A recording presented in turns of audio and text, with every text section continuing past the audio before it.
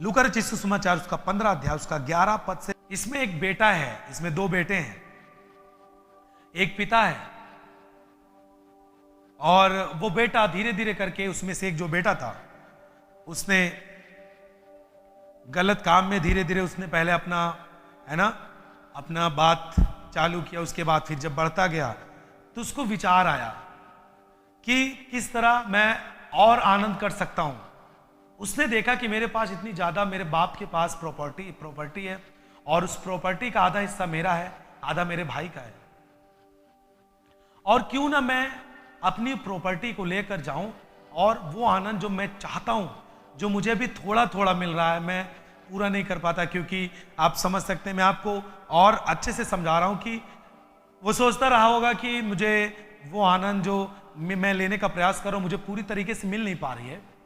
और उसने फिर धीरे धीरे टेस्ट लेना चालू किया। उसके बाद अपने पिता से एक दिन बोलता है, पिता मेरा संपत्ति का भाग मुझे दे दे, मुझे आधा हिस्सा मेरा जो है मुझे दे दे, मैं यहां नहीं रहना चाहता, मुझको मेरी संपत्ति चाहिए।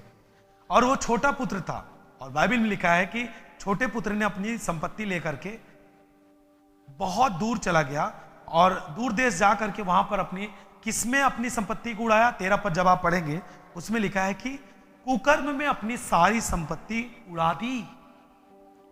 अब आप सोचे, उसने जाकर के बाहर कोई बिजनेस नहीं किया कि वो 10 लाख लेके गया और 10 लाख से वो कोई बिजनेस स्टार्ट किया और वो एक दिन अपने पिता के पास आकर बोले, पिता मैंने आपसे प्रॉपर्टी तो मांगी थी, मुझे माफ कर, लेकिन मैं आज प्रॉपर्टी का कई गुना बना कर आया हूं। तो बाप उसे ब्लेस करता। लेकिन उस छोटे बेटे ने अपनी जो संपत्ति थी उसने कुकर्म में उड़ा दी। इसका मतलब कि उसके मन में कुकर्म बढ़ा।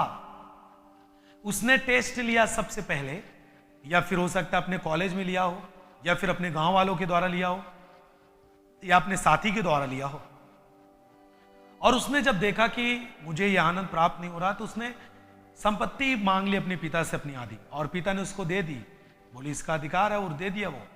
और छोटे बेटे ने अपनी पूरी संपत्ति का आधा हिस्सा लेकर के वो दूर देश गया, और बाइबल कहती है उसने कुकर्म में अपना सारा धन उड़ा दिया। कुकर्म का मतलब उसने व्यभिचार में, नशे में, वो आनंद जो दुनिया देती है, जिसका आखिरी पड़ाव, जिसका आखिरी प्रतिफल मृत्यु है, मृत्यु, जीवन का नष्ट हो जाना, उम्र को बर्बाद करना, परिवार को बर्बाद करना, लाइफ को बर्बाद कर देना, वो आखिरी प्रतिफल, आखिरी पड़ाव आता है इस संसार के आनंद में। और उसने संसार के आनंद के लिए अपने पिता को दुख देकर संपत्ति लेकर दूर देश को चला गया, और वहां पर उसी आनंद को लेने के लिए, यानी कुकर्म में, पूरी संपत्ति उड़ा दिया। और 14 पद में लिखा है, जब सब कुछ खर्च हो चुका तो उस देश में बड़ा अकाल पड़ा और वो कंगाल हो गया। आपकी संपत्ति है, उसे बनाए रखें। माँ बाप के पास जो पैसा है रीजन, वो आपके काम आएगा। उसे आप ले जा करके माँ बाप से मांग करके, फर्जी बात बता करके, दूसरी बात बता करके आप कुकर्म में अपने माँ बाप के पैसों को ना उड़ाएं। वे आपके भविष्य के लिए इकट्ठा कर रहे हैं। जब आप अपने माँ बाप से जिद करके, जितनी आपकी औकात नहीं उतने महंगे कपड़े खरीदने के लिए अपने माँ बाप को जब आप विवश करते हैं, जितनी आपकी औकात नहीं, आपके पास पैसा नहीं, उतनी आप महंगी गाड़ियों के लिए आप अपने माँ बाप को विवश करते हैं, इसका मतलब कि आप अपने धन को उड़ा रहे हैं, विवश कर रहे हैं, आप अपनी संपत्ति को मांग रहे हैं अपने माँ बाप से।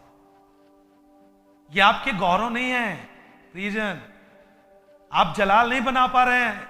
आप सोच रहे हैं महंगी कार से चलूंगा, महंगी गाड़ी से चलूंगा, महंगे कपड़े पहनूंगा, घर खपड़ैल, और आप महंगी कार से चलते हैं। बरसात में आपके घर में पानी आता है, लेकिन आप महंगी बाइक के लिए माँ बाप से जिद करके, महंगे कपड़े जिद करके आप पहनते हैं। प्रियजन, आप, इसका मतलब यह है कि आप बिगड़ चुके हैं और आप अपनी संपत्ति को, माँ बाप को दुख दे करके आप उड़ा रहे हैं। कंगालीपन आपके हाथ में आएगा। बचाना सीखे पैसे। अरे वो काम करिए ताकि आपके माँ बाप बोल सके कि मेरे बेटे को देखो, मेरा कितना सपोर्ट करता है। वो जैसे मेरी औकात है उसी तरह वो कपड़े पहनता है, उसी तरह चलता है। और आपको बताऊं, जितने लोग इस तरह से चलते हैं, मैनेज करते हैं चीजों को, माँ बाप को विवश नहीं करते, वो एक दिन अपने जीवन में बड़ी बरकत को देखेंगे। बोले आमीन। क्योंकि आपका जो जलवा है ना, आपका जो गरिमा है, जो गौरव है ना, उसे बना के रखना चाहिए। आप क्या देख रहे हैं यहां पर, जब अकाल पड़ा वो कंगाल भी हो गया प्रिय। और 15 पद पढ़ेंगे, इसलिए उस देश के निवासियों में से वो एक के यहां जा पड़ा कि नौकरी के लिए गया और उसे सुअर चराने के लिए मिला, और उस जगह खेत में जो कुछ भी फलियां होती थी, सुअर खाती थी, उसको भी मालिक ने बोला भैया कि तुम भी यही खाओ और सुअर चराओ, नहीं तो वो भी नहीं मिलेगा। इस तरह कंगालीपन आ गया, अकाल पड़ा और उसके जीवन में भी खुद कंगालीपन आ गया। अभी आपके ठहरने का समय है। अभी आप अगर संभल गए तो आप बड़ी बड़ी चीजें काटेंगे। यदि आप अभी इस उम्र को नहीं बचाए, आप बड़े खतरनाक दिन को देखेंगे अपने जीवन में, और आप रोएंगे, सिर को दीवार में पटकेंगे ना, तब भी आपकी पूर्ति नहीं होगी पश्चाताप की। बहुत पछताएंगे प्रियजन आप। अभी आप पैसे आप फर्जी खर्च करते हैं लोगों को दिखाने के लिए, मैं बहुत बड़े घराने का हूं और है नहीं, फिर भी आप बहुत महंगे कपड़े खरीदते हैं। ये आपके लिए अच्छा नहीं है, सीमित रखें। जब आपका टाइम आएगा, आप जब बचाने वाले होंगे पैसा, फर्जी खर्चा नहीं करते आप पैसा, एक दिन परमेश्वर आपको ब्लेस करेगा, आप ऊंचे व्यक्ति होंगे। आमीन, हालेलुया। उस छोटे व्यक्ति ने, छोटे पुत्र ने अपनी महिमा को जो परमेश्वर ने उसे दी थी, उसे बरकरार नहीं रख पाया। किसी के सिखाने से, गलत संगति से उसने कुकर्म का आनंद लेने के लिए, संसार का आनंद, व्यभिचार का आनंद, नशे का आनंद, जुए, चोरी, ये सब चीजों का आनंद लेने के लिए उसने पूरा पैसा लोगों के पीछे, अपने पीछे खर्च कर दिया।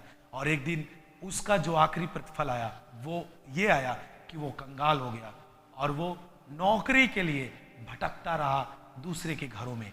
सोचिए, वही पुत्र जिसके यहां खुद नौकर काम करते हैं, जिसके घर पर खेती में लोग खुद काम करते हैं और उसका पिता खुद लोगों को मजदूरी देता है, पेमेंट बांटता है, लेकिन वो पुत्र जिसका अधिकार इतना अच्छा था, उसने अपने गौरव को नहीं समझा, अपनी गरिमा को नहीं समझा। शैतान ने किस तरह उसको फंसाया और उसने संपत्ति ले जा करके पूरी संपत्ति कुकर्म के आनंद में खर्च कर दिया और उसका गौरव शैतान ने खत्म कर दिया, उसकी गरिमा शैतान ने खत्म कर दिया। जो उसके परमेश्वर ने उसे दी थी, उसके सृष्टिकर्ता ने उसे दिया था, जो उसके पिता माता के द्वारा उसके जीवन में था, उस महिमा को उसने खत्म कर दिया। काश अगर वो समझ जाता, जैसे उसने टेस्ट लेना चालू किया इन चीजों का, काश वो समझ जाता तो अपने जीवन को बचा लेता, लेकिन उसने समझा नहीं। इसलिए प्रियो, मैं आपको बताता हूं, आप इस छोटे पुत्र की तरह ना हो, आप परमेश्वर के पुत्र की तरह हो, जो अपनी महिमा, जो अपनी गरिमा को बना के रख सके।